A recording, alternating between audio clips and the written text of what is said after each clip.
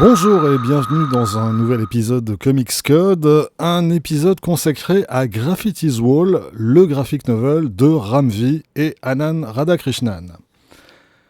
Graffiti's Wall, c'est un graphic novel initialement paru en Angleterre chez l'éditeur Unbound en 2018, avant de ressortir 2 ans plus tard aux États-Unis chez Dark Horse dans une version augmentée. Et c'est cette version qu'Urban Comics vient de publier en France en juillet 2023 dans sa collection Indies.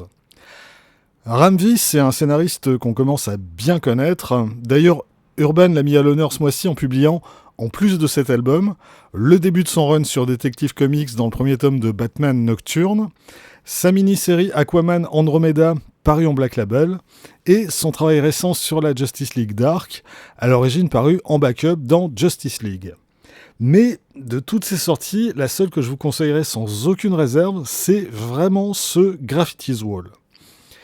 À côté de ça, Ram V bosse également pas mal du côté de chez Marvel en ce moment, en particulier sur les séries Venom et Carnage. Et puis, côté indé, on lui doit de belles choses, en particulier The Savage Shores, publié en France chez iComics, et surtout Toutes les morts de Layla Starr, album auquel j'ai consacré une vidéo au tout début de cette chaîne, qu'Urban Comics a publié dans sa collection grand format Urban. À ce propos, je regrette vraiment qu'ils aient choisi de publier Graffiti's Wall dans leur collection Indies plutôt qu'en Urban, d'une part parce que le travail d'Anand Radhakrishnan aurait vraiment mérité d'être admiré en grand format, et d'autre part parce qu'il me semble que cette histoire s'adresse au même lectorat que celui de Layla Starr. Dommage.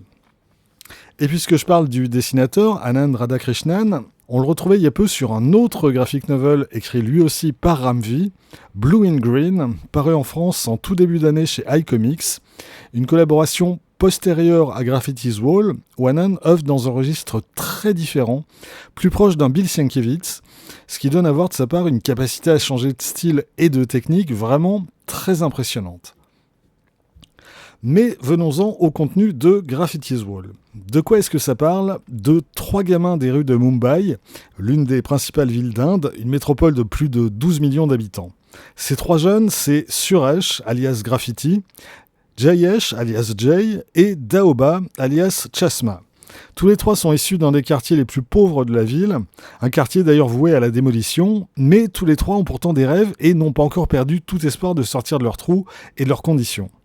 Graffiti sillonne la ville en tous sens et tague ses créations sur les murs. Jay traficote en espérant percer un jour dans la musique.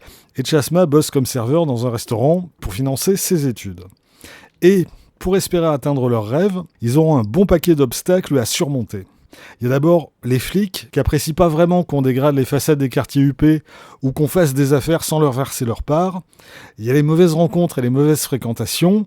Il y a les parents qui, pour leur part, ont depuis longtemps renoncé à leurs rêves et n'espèrent qu'une vie la plus ordinaire possible pour leurs enfants. Et puis, il y a le poids de la société, le fossé qui sépare les classes sociales et le fait de n'être qu'un anonyme sans argent et sans contact au milieu de 12 millions d'autres individus.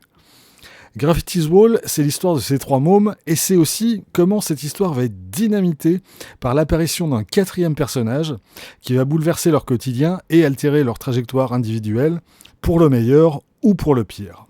Ram V signe un très chouette scénario, en empathie totale avec ces personnages dont il sait faire partager toutes les motivations, les doutes et les envies. Il y a clairement une part autobiographique dans cette histoire. Comme ses héros, Ram V est originaire d'un de ces quartiers populaires de Mumbai, et leurs espoirs, c'était les siens à leur âge. Son récit met parfois de manière un peu trop appuyée les points sur les i, mais il fonctionne parfaitement bien, et encore une fois, il est porté par l'attachement qu'on éprouve pour ces personnages. Et puis, il y a le dessin d'Anand Radhakrishnan, son dessin et aussi ses couleurs, qu'il co-signe avec Jason Wardy et Irma Nivala, des couleurs éclatantes qui illuminent chaque planche et qui donnent à voir une ville de Mumbai foisonnante de vie, jamais immobile, jamais au repos. Même les nuits, ils sont un feu d'artifice de couleurs. Chaque page déborde de vie et de personnages qui se répandent dans tous les sens, sur chaque centimètre carré disponible, le tout dans un style très stylisé, presque abstrait par moments, qui finalement se détache du réalisme pour mieux représenter le réel de cette société. Non, vraiment, encore une fois, j'aurais adoré profiter de ces planches en grand format. Mais ça ne va pas m'empêcher de vous conseiller cette édition, à lire et à admirer sans modération. Voilà, c'est tout pour aujourd'hui. Rendez-vous très vite pour la suite. D'ici là, vous pouvez vous abonner à cette chaîne, laisser un commentaire, partager cette vidéo sur les réseaux sociaux et surtout, lire des comics. Soyez sages et à bientôt.